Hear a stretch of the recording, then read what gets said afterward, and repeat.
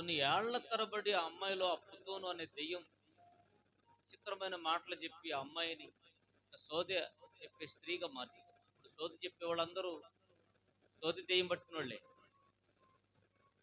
నువ్వు ఒక వ్యక్తికి నా జాతకం చెప్పమని చేయించావా? వాళ్ళు ఎవరు అనుకుంటున్నారు? దెయ్యం పట్టినోళ్ళు. దెయ్యం పట్టినోళ్ళు. వాళ్ళు జాతకాలు చెప్పేవాళ్ళు కాదు.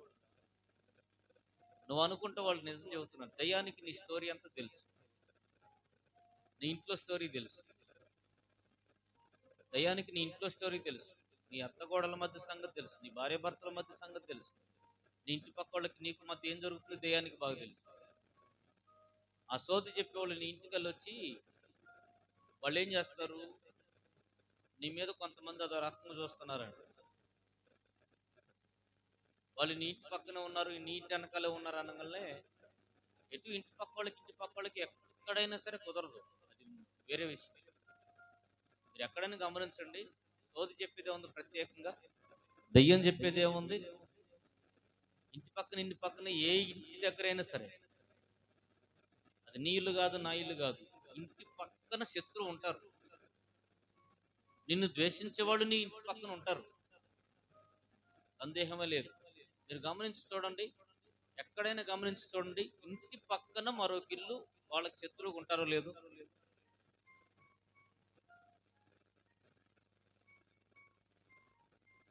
సిటీలో కంటే పల్లెటూళ్ళలో ఎక్కువ.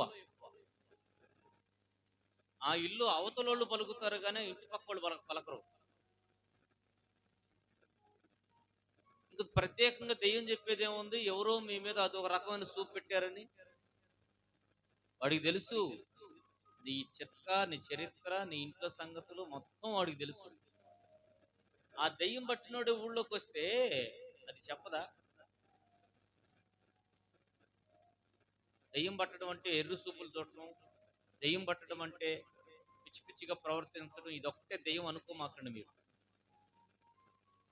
జీవితం, కుటుంబం ఇవన్నీ కాకుండా అవన్నీ విడిచిపెట్టి ఏదో లోకాన్ని ఉద్ధరిద్దాం, లోకాన్ని బాగు చేద్దాం అని బయలుదేరతారు కొంతమంది బుర్ర పట్టుకొని.